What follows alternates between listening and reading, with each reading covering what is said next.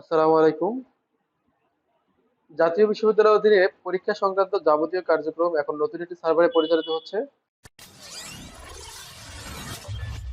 পরীক্ষা সংক্রান্ত যাবতীয় কার্যক্রম আপনি নিজেই করতে পারবেন।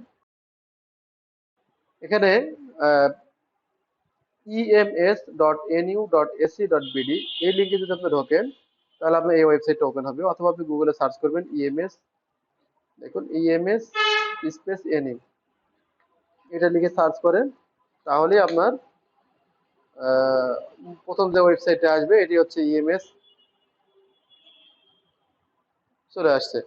এখানে আপনার প্রথম যে কাজটা হচ্ছে সেটা হলো student log in. Student log ইনে ক্লিক করে আপনার রেজিস্ট্রেশন নাম্বারটি লিখে আপনাকে এখানে লগ ইন করতে হবে। রেজিস্ট্রেশন নাম্বারটা পুরোটা লিখবেন, লেখার পর আপনি সাবমিট করবেন। সাবমিট করার পরে যে পেজটি আসবে এই পেজের মধ্যে আপনাকে বাম পাশে আপনাকে কয়েকটা মেনু দিবে, এই মেনুগুলোর মাধ্যমে আপনাকে কিছু কাজ সম্পাদন করতে হবে। আর ফর্ম পূরণের নিয়মগুলো আপনাকে এখানে দেখাচ্ছে, দেখেন ছাত্রছাত্রী কর্তৃক ফর্ম ফিল আপের নিয়মাবলী, বাম পাশে মেনু বার থেকে ফর্ম ফিল আপ, এখানে ফর্ম ফিল আপ। অর্থাৎ যে কেউ যেন কাজটা করতে পারে এজন্য খুব সহজে একটা সার্ভার তৈরি করা হয়েছে জাতীয় বিশ্ববিদ্যালয়ের পক্ষ থেকে। এটা খুব ভালো লেগেছে আমার। যে হোমের মধ্যে আপনার যাবতীয় ইনফরমেশন গুলো থাকবে। প্রোফাইল, আপনি চাইলে আপনার প্রোফাইলটা আপডেট করে নিতে পারবেন এখান থেকে। তারপর ফর্ম ফিল আপে ক্লিক করলে আপনার বর্তমান যে কোর্সটাতে আপনি এনরোল আছেন সেই কোর্সের নাম দেখাবে, এবং এখানে অ্যাপ্লাই নাও ক্লিক করলে ফর্ম পূরণের জন্য যে ফর্মটি দরকার সেই ফর্মটি চলে আসবে। সার্ভার একটু জ্যাম, যার কারণে এরকম হচ্ছে। দেখুন চলে আসছে। এখান থেকে বাম পাশে আপনার স্টুডেন্ট ইনফরমেশন গুলো দেখাবে, আপনার ইনফরমেশন। আর ডান পাশে আপনার কোন কোন পেপারের উপর আপনাকে এক্সাম দিতে হবে, কোন কোন টপিকের উপর আপনি ফর্ম পূরণ করবেন সেই বিষয়গুলো এখানে দেওয়া থাকবে। ইলেকটিভ সাবজেক্ট হচ্ছে আপনাকে একটা অপশনাল সাবজেক্ট সিলেক্ট করতে হবে, যে সাবজেক্টটা আপনি নিতে চান বা নেওয়া প্রয়োজন সেটা এখান থেকে আপনাকে সেই সাবজেক্টটি সিলেক্ট করে দিতে হবে। আমি আমার এখানে কাঙ্ক্ষিত সাবজেক্টটি teaching education, teaching agriculture studies, এরা মূলত বিএড এর ফর্ম পূরণ একটা সার্ভার, ফর্ম পূরণ করতেছি আমি, এটা একটা নিয়ম। তো এখানে বাম পাশে আবার আপনার ফর্ম পূরণ পাবো, কত টাকা ফি, ইউনিভার্সিটিকে কত টাকা জমা দিতে হবে সেই টাকার অ্যামাউন্টটা এখানে দেওয়া আছে।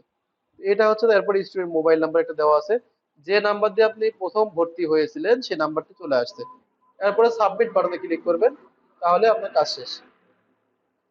আমি যেখানে সাবমিট বাটনে ক্লিক করি তাহলে এগ্রিকালচার স্টাডিজ সব ঠিক আছে। এই তো ছিল মোটামুটি সাবজেক্ট। আমাকে কনফার্মেশন দিচ্ছে যে আমি এটা সাবমিট করতে চাই কিনা। আমি এটাকে ইয়েস করলাম, যে ইয়েস আমি এটা সাবমিট করতে চাই। দেখুন আমার এটা সাবমিট হয়ে গেল, আমাকে দেখাচ্ছে আমার এটা ফর্ম ফিল আপ হয়ে গেছে। এখন আবার কি করতে হবে, আমাকে ফর্ম ফিল আপের একটা কপি ডাউনলোড করতে হবে। এই অ্যাপ্লিকেশন ফর্ম উপরে ডান দিকে, এখন যদি এটা খুঁজে না পান আপনি আবার ফর্ম ফিল আপে যাবেন। যাওয়ার পরে এই যে ফর্ম ফিল আপ ডিটেইলস অথবা অ্যাপ্লিকেশন ডাউনলোড ফর্ম, এখানে ক্লিক করবেন, করলে আপনার এই ফর্মটি ডাউনলোড হবে।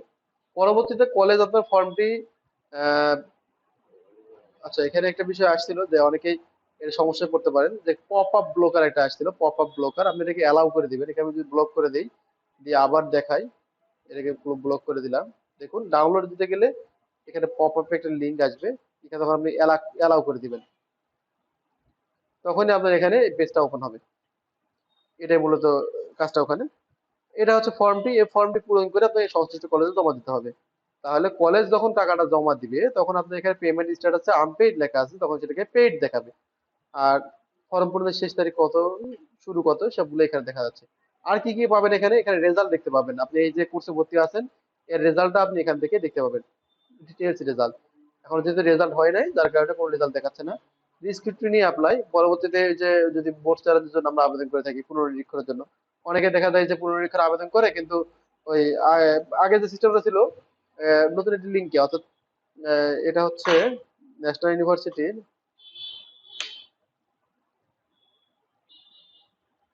এই সার্ভিস থেকে পেমেন্ট সেকশন একটা অপশন ছিল,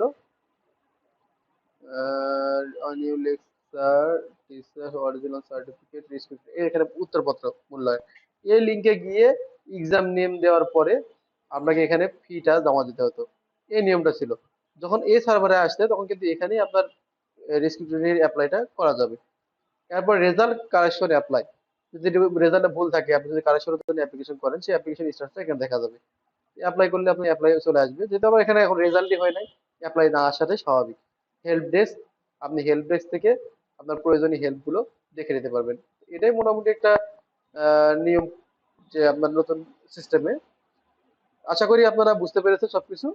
ধন্যবাদ সবাইকে। আমাদের চ্যানেলের নিয়ম ইনফরমেশন গুলো যদি আপনাদের খুব ভালো লাগে থাকে তাহলে আপনারা চ্যানেলটি সাবস্ক্রাইব করে রাখবেন এবং পাশে থাকা বেল আইকনে চাপ দিবেন যেন পরবর্তীতে যে কোনো ইনফরমেশন গুলো সবার আগে আপনি পেয়ে যান।